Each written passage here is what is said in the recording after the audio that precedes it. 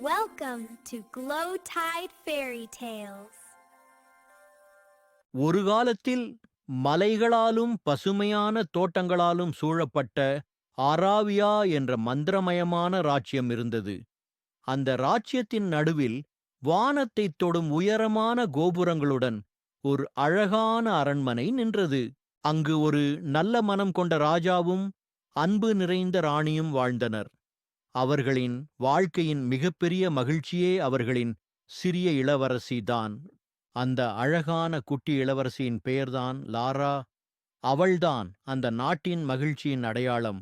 லாராவிற்கு ஒரு நெருங்கிய நண்பனும் இருந்தான். அவன் பெயர் எலாரியன். அவன் எலாரியா நாட்டு இளவரசன். எலாரியன், இந்த பூக்கள் இன்னைக்கு ரொம்ப அழகாக உள்ளது அல்லவா? ஆம், இளவரசி லாரா. இருவரும் மகிழ்ச்சியாக விளையாடிக் கொண்டிருந்தார்கள். அப்போது திடீரென லாராக்கள் தடுக்கி விழுந்தாள். இரத்தம் கொட்டியது. அப்போது அந்த அரண்மனையின் செவிலிதாய் வந்தாள். லாராவிற்கு துணியால் கட்டுக்கட்டினாள். ஒரு நாள் இரவில் அந்த பிரம்மாண்டமான அரண்மனை வெள்ளி போல பிரகாசமாக இருந்தது. அந்த இரவில் இளவரசி லாரா வண்ணத்துப் பூச்சியுடன் விளையாடிக் கொண்டிருந்தாள். பின் வண்ணத்துப் பூச்சியை தொடர்த்து கொண்டே அந்த அரண்மனையை விட்டு புகையில் மாட்டிக்கொண்டு தொலைந்து விடுகிறாள். தொலைந்த லாராவை அந்த இரவில் ஒரு பெண்மணி கையில் ஒரு விளக்குடன் மெதுவாக நடந்து வந்து பார்க்கிறாள். குட்டி செல்லமே, யார் நீ? உன் பேர் என்ன? என் பேர் லாரா. நான் தொலைந்து விட்டேன்.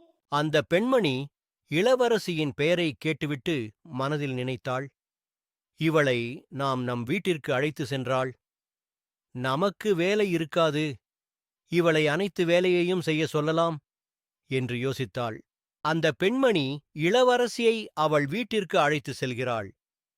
அங்கு அவளுடைய மகளும் இருந்தாள்.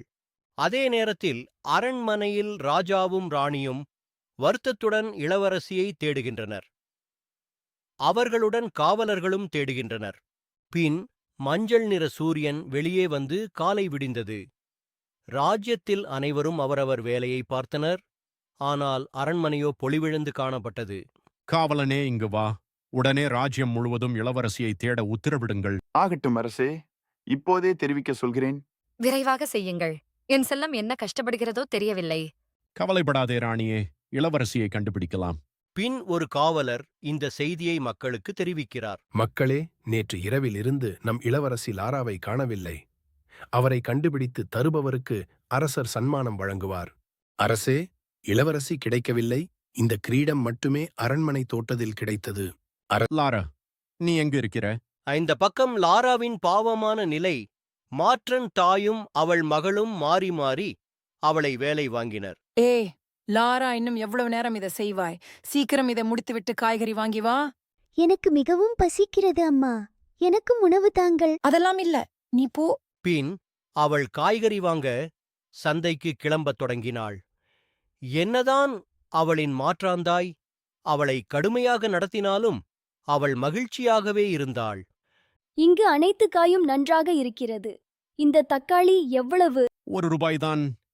1 ரூபாயா? இதோ தருகிறேன், இருங்கள். இதோ 1 ரூபாய்.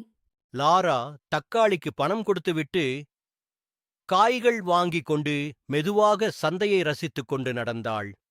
அவள் முகத்தில் மகிழ்ச்சி மட்டுமே இருந்தது. இப்படியே லாராவின் வாழ்க்கை போனது. பல ஆண்டுகள் கழிந்தது. லாராவிற்கு 18 வயதுமானது.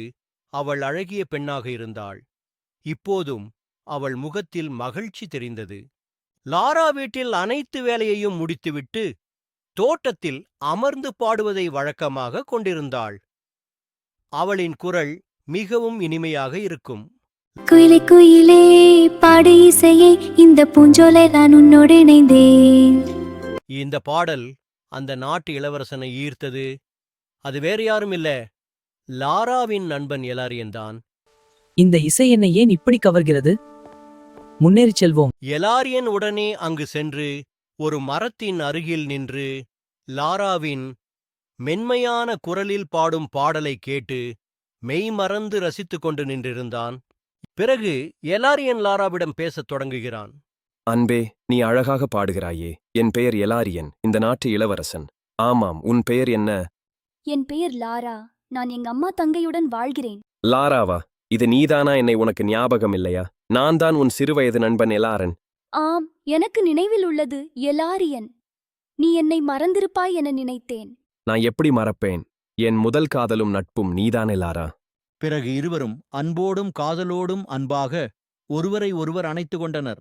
லாரா எலாரியனிடம் அவள் எப்படி தொலைந்தாள், எப்படி அந்த மாற்றான் தாயிடம் அகப்பட்டு எவ்வாறெல்லாம் கஷ்டப்பட்டாள் என அனைத்தையும் கூறினாள். இதையெல்லாம் கேட்ட இளவரசன் அந்த பெண்மணியை நான் தண்டிப்பேன் என்று கூறினான். அதற்கு லாரா இத்தனை வருடம் என்னை அவர்கள் வளர்த்திருக்கிறார்கள் என கூறி அவனை அமைதிப்படுத்தினாள். இதையெல்லாம் அந்த பெண்மணி ஒரு மரத்தின் பக்கத்தில் நின்று பார்த்தாள். கெட்ட திட்டமும் தீட்டினாள். எலாரியன் லாராவை அரண்மனைக்கு அழைக்கிறான். பிறகு லாராவும் வர சம்மதிக்கிறாள். இருவரும் அரண்மனைக்கு செல்கின்றனர். அங்கு மக்கள் மற்றும் அரசு காவலர்கள் மகிழ்ச்சியாக மலர்களை தூவி வரவேற்கின்றனர். என் செல்லம், நீ வந்துவிட்டாயா? உன்னை பார்த்த பிறகுதான் எனக்கு நிம்மதியாக இருக்கிறது. தந்தையே, நான் உங்களை பார்க்காமல் மிகவும் வருந்தினேன். நானும் தான் என் செல்லமே. உன்னை பார்த்ததுல மிகவும் மகிழ்ச்சி. அனைவரும் சிறிது நேரம் பேசிக் கொண்டிருந்தனர். பிறகு இளவரசரும் இளவரசியும் அரண்மனையை சுற்றி பார்க்க சென்றனர். ராணியும் ராஜாவும் இருவருக்கும் திருமணம் செய்து வைப்பதை பற்றி பேசிக் கொண்டிருந்தனர். கண்டிப்பாக லாரா இங்கு பாடல் பாட வருவாள். அதனால இங்கேயே அவளுக்கு ஏதாவது செய்ய வேண்டும். பின் அந்த பெண்மணி அவளுடைய திட்டத்தை ஆரம்பித்தாள். அந்த தோட்டத்தில் உள்ள அனைத்து ரோஜா பூக்களின் மீதும் விஷநீரை தெளித்தாள். இதையெல்லாம் செய்த பிறகு அவள் அரண்மனைக்குள் லாராவை கண்காணிக்க செல்கிறாள். சிறிது நேரம் அவர்கள் அரண்மனையை பார்த்து ரசித்தனர். பிறகு அவர்கள் ரோஜா தோட்டத்தில் பேசிக்கொண்டே சிறிது நேரம் நடந்தனர். அப்போது லாரா ஒரு ரோஜாவை பறிக்க நினைத்தாள். ஆனால் எலாரியன் நான் பறித்து தருகிறேன் என்று கூறிவிட்டு பூவை பறித்தான். உடனே ரோஜா முட்களில் உள்ள விஷம் கைகளில் பட்டு கீழே கடுமையான வலியோடு விழுந்தான். அப்போது அங்கிருந்த ஒரு மேஜிக்கல் ரோஸ் பேசியது. இளவரசியே, இது உன் மாற்றான் தாய் உனக்கு செய்த சதி. இதில் இளவரசன் மாட்டிக்கொண்டான். உண்மையான அன்பே இப்போது இவனை காப்பாற்றும் என்றது. அதற்கு இளவரசி, அப்படியா, இப்போது நான் என்னதான் செய்வது என்று அழுது கொண்டே கேட்டாள். ஆனால் இவையெல்லாம் கூறியபின் அந்த மேஜிக்கல் ரோஸ் சாதாரணமாக மாறிவிட்டது. லாரா அழுது கொண்டே இருந்தாள். அந்த கண்ணீர் துளிகள் இளவரசன் கைகளில் பட்டவுடன் அவன் குணமாகிவிட்டான். அந்த மேஜிக்கல் ரோஸ் கூறியபடியே உண்மையான அன்பு வென்றது. பிறகு லாரா அந்த பெண்மணியை சிறையில் அடைக்க ஆணையிட்டாள். எனக்கு பல துன்பங்களை தந்தபோதிலும் அவர்களை நான் மன்னித்தேன். ஆனால் என் உறவினருக்கு தீங்கு வந்தாள், நான் மன்னிக்க மாட்டேன் என்றாள். இப்படியே சில காலங்கள் கடந்தன. ராஜ்யமும் அமைதியாக இருந்தது. ஒரு நாள் ராஜா ஒரு அறிவிப்பு விடுத்தார். மக்களே, இன்று இரவு நம் இளவரசியின் நடன விழா நடைபெற இருக்கிறது. அனைவரும் வாருங்கள். ஆம் மக்களே, நாளை லாராவிற்கும் எலாரியனுக்கும் திருமணம். அதற்கும் அனைவரும் வந்து கலந்து கொள்ளுங்கள். மெல்லிசையான இசை முழங்க, மலர்களின் மணம் காற்றில் கலந்த அந்த இனிய தருணத்தில் நம் இளவரசரும் இளவரசியும் ஒருவரின் கையை ஒருவர் பிடித்து இதயம் இணையும் அந்த அழகிய நடனத்தை ஆரம்பிக்கின்றனர். அவர்களின் ஒவ்வொரு அசைவும் காதலின் கவிதை போல் தெரிகிறது. இறுதியாக அந்த நாளும் வந்தது. இரு இதயங்கள் ஒன்றிணைந்தது. அனைவரின் முகங்களிலும் மகிழ்ச்சி தெரிந்தது. இனிதே லாரா மற்றும் எலாரியனின் வாழ்க்கை பயணம் தொடங்கியது. ஒரு வழியாக இந்த கதையும் முடிவுக்கு வந்தது.